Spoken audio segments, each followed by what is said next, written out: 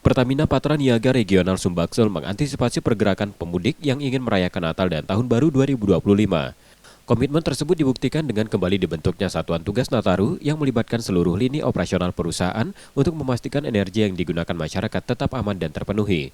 Periode Satgas Nataru Pertamina yakni sejak 16 Desember 2024 hingga 9 Januari 2025. Eksekutif General Manager Pertamina Patraniaga Regional Sumbaksel Erwin Dwianto dalam keterangan resminya mengungkapkan pasokan BBM dan LPG saat ini cukup untuk memenuhi kebutuhan sehari-hari masyarakat. Selama masa Satgas Nataru 2024-2025, untuk wilayah Jambi, konsumsi jenis gasolin, bensin diprediksi mengalami peningkatan sebesar 6,6%. Untuk BBM jenis gasolin, diesel diprediksi tidak mengalami perubahan yang signifikan dibanding konsumsi harian normal sebelum masa Satgas. Untuk konsumsi LPG 3 kg juga diprediksi mengalami peningkatan sebesar 4,9% dibanding konsumsi harian normal sebelum masa Satgas.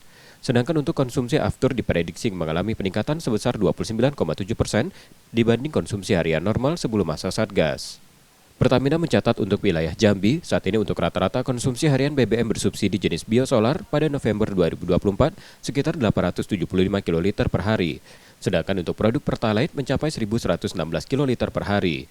Dan untuk konsumsi harian produk LPG subsidi 3 kg sekitar 286 metrik ton per hari. Seluruh infrastruktur dan sarfas juga telah disiagakan, meliputi 10 terminal BBM, 2 terminal LPG, 681 SPBU, 1.127 Pertashop, 55 SPBE, 526 agen LPG, dan 6 aviation fuel terminal.